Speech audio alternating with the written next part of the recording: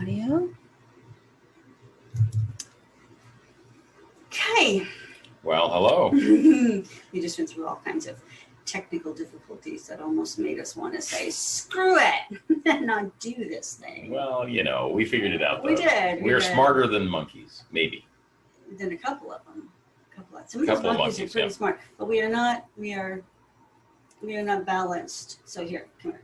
We're not balanced. Oh, you want me to scoot over? We're okay. doing all of these We're all these technical, yes. There. And look how we match the art behind us, as if something orchestrated this. Wow, that is that. And you know, your sunburn is rather coppery. My sunburn.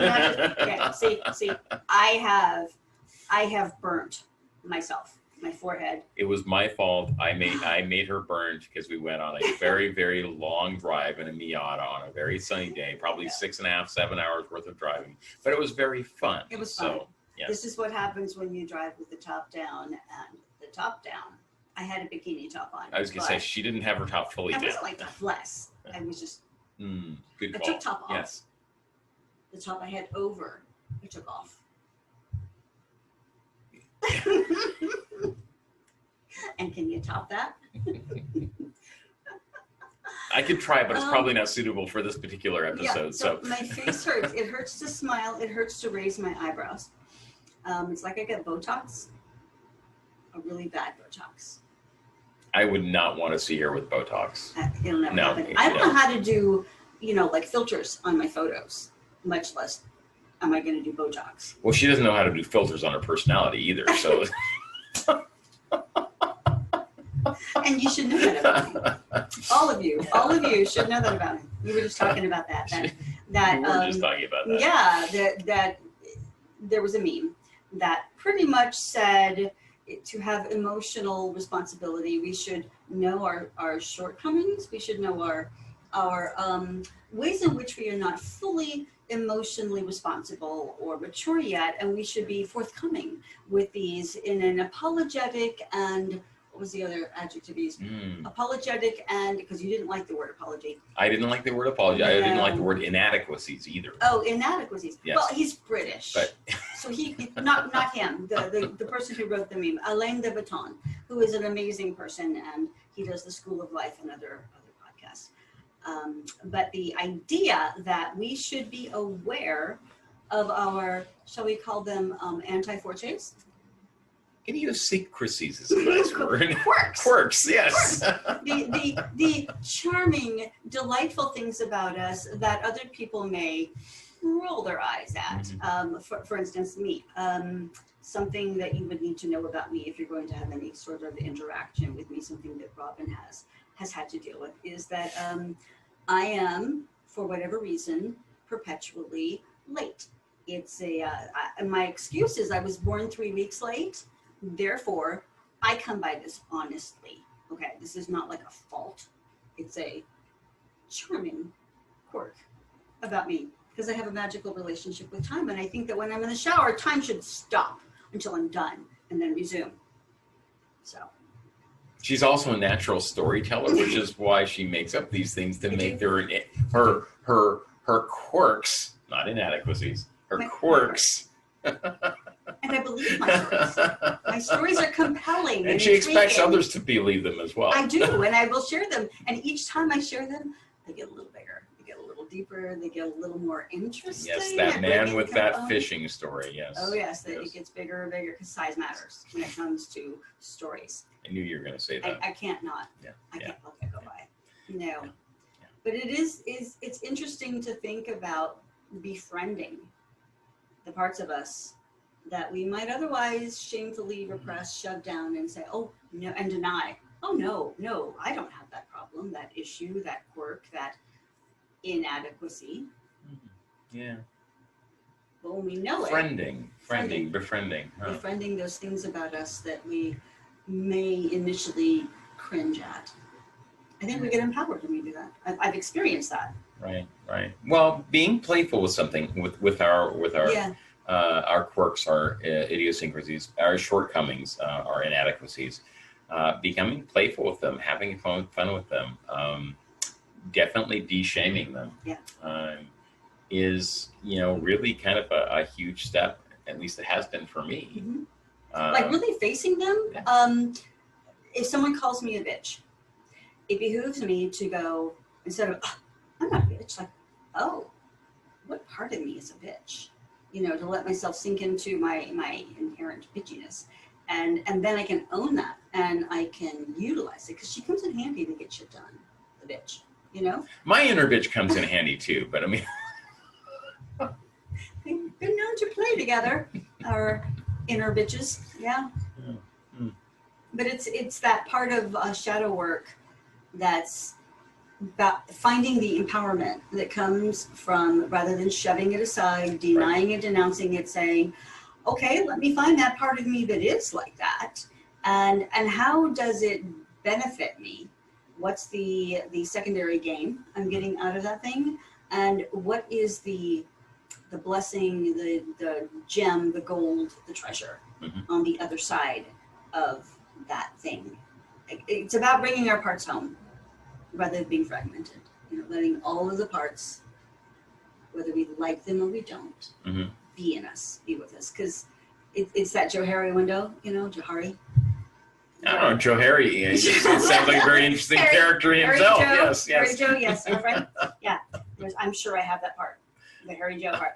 There's it's going to be 4 quadrants. So we've got things that are of us and of others, things that are seen and not seen. So there will be parts of you. We'll just use Robin because he's sitting here. He's Exhibit A. This is my Johari window. Divide him into quadrants. There are the parts of Robin that he sees, that everyone sees. And then there are the parts of Robin that he sees that nobody else sees.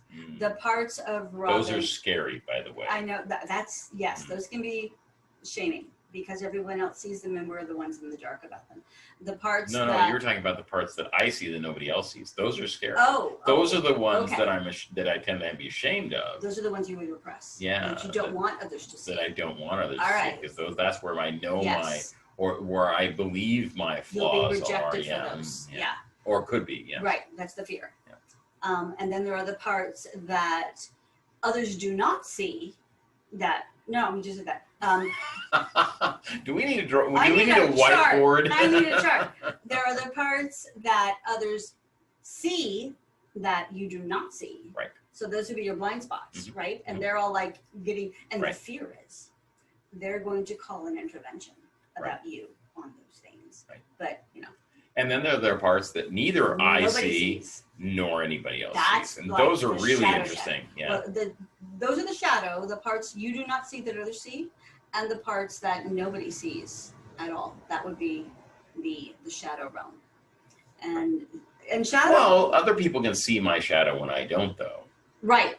That's what I'm saying. The parts you are blind to, whether others see them or not, that is your shadow. Right, but the part that none of us see. Right, that's the deepest. That's the deepest shadow. That's probably the collective shadow.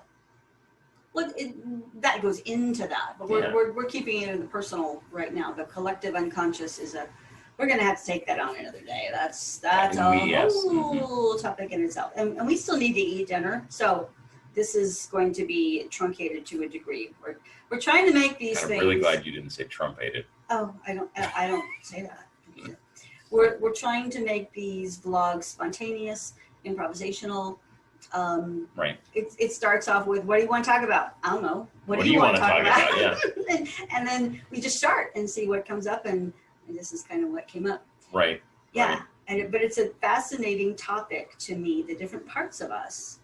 And it can be initially intimidating, frightening, shame-feeling to see a part that we didn't see before, especially if everybody else already knew about it. Right. But the beauty, the empowerment that comes from really being able to look at those parts and embrace them and bring them up and celebrate them. We really celebrate them because they are part of us. Yeah. This ties into the Jungian life podcast that I've been trying to get through because I have no time. Yeah, and the one that we were talking about a little bit before this, where we talk about, where they're talking about attendance or attending, giving attention to. Attention, yeah. Yeah. And which works with the word attendance. Well, it works with the word attendance. And they were talking about the root of attending or attend being, I think they said something like offering a hand, putting out a hand, to provide. Well, to tend to something, right, means to take care of. Take care of, yeah. And so if we're actually taking the time to look at our own shadows, to look at those things that we don't want to look at, to give them attention, because oftentimes, at least it's my understanding that those things which are within our shadow realm are those things which have been repressed, which have been denied, and therefore are starving for attention, for attendance, for our attention. Our nurturing. Yeah, that's where we allow them to come back into our realm of consciousness and reintegrate by that. Yes, that is so important, because people will hear something about, ooh, that's part of my shadow, and they'll think, kill it. It's my ego, destroy it. It's or my that it's shadow. evil. Yes. But the things in the dark aren't evil. Things in the dark are hidden. The word occult doesn't mean evil or bad. It means hidden. It's the far side of the moon is occult, because we don't see it. It's interesting. I think all humans should have a check ego light. And the reason I bring that up is because it actually comes back to our Miata, the drive that we took in my Miata this last weekend. Time that Sunday. Yes. Which was 2 days ago. Nice. Come on, you're leaving me hanging here. Oh, wow. Wait. Never. No. Anyway, the cruise that we did before this, which was a couple of months ago, we were out on the road, and there was dialogue happening between the cars. And before we started, we grouped up together to talk about safety things, right? Because some of these people are young, new drivers, and I don't want to rain on the parade. They aren't as experienced as some of the other, or mature as some of the rest of us who've been doing this a while. Right. As we all do. And some of us have been doing it a while and have an ego. Right. And sometimes that gets us into trouble. So, what we need on their dash is a little check ego light to make sure that we drive safely. But, now I'm thinking it's like, this would be a really, really great thing. Right about here in the center of our forehead, it blinks at us, if there's something wrong. Yeah, anyway. Sorry, that was a divergence. What I say about the ego. Remind me. Okay. So the people demonize the ego. We all have to pick a boogeyman. And in our current cultural, spiritual, politically correct realm, the ego has been denounced as the current boogeyman. Get rid of it, kill it, slay it, slaughter it, denounce it. Especially in the ultra spiritual circles, where you must get rid of all things ego, all things on the personal realm. Yes. So I like to think of my ego as the inner 2-year-old of my family, my internal family, one of my parts. And with a real 2-year-old, all 2-year-olds, including the ego, want attention, affirmation, love, affection. They want to feel safe, right? They want to be included. They want to be part of everything. Right. So you wouldn't kill a real 2-year-old in your family because it was demanding attention. You would take care of it. So the same with the ego. But I don't want to kill it. I don't want to kick it out of the family. And yet I don't want to let any 2-year-old drive the family car. Especially my Miata. Yeah. We just keep coming back to that. So put your 2-year-old, whether it's literal or egoic, in the back seat, safely in the car seat, buckled in, contained, love it, pat it on the, yes, honey, I love you, and then you drive, adult. But don't kill it. But but don't pat it on the back in a condescending way. No, you want to love it. It's important. It's in it. The ego, all of our parts are important, and the shadow is responsible for 95% of what goes on within us. So it doesn't do us well to ignore it, pretend that it's not there, because we're otherwise.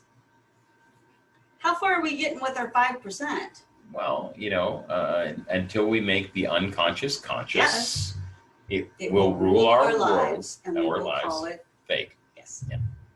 with a capital F. Okay. The real four-letter F word. The real four-letter F word. Yes. Yeah. That quote, by the way, is from Carl Jung, who really was the pioneer to bring out the notion of the shadow, the collective unconscious, to help us recognize that we're not just material, physical beings and we have to fix our brains. We are complex, multifaceted human beings, and we're connected to each other through the collective unconscious, and our shadow is the conduit, which we connect with that. And we'll get into the collective unconscious on another time. A different episode at a different time in a different place. Yeah. So what did we learn today, Robin? I don't know what we learned today. What did we learn? What did the people out there learn today? You would have to ask them. Right. I am not in their place. This is true. This is true. One thing I learned Yeah. is that at least on this episode, Mhm. I feel much more comfortable being the person inserting the comedic, responses. Oh. As opposed to somebody who's contributing content as much, but Okay. that's so you okay. had fun with this one. I had fun with this one. Good. Yeah. That's important. We don't care about you guys. We just want to have fun. That's so. not true. I do care about you. I do. That was a tongue-in-cheek comment.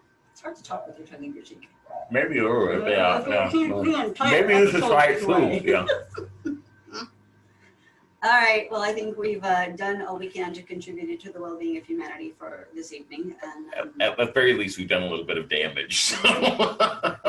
you get both with us. That's you right. Do. You Right. do. All right.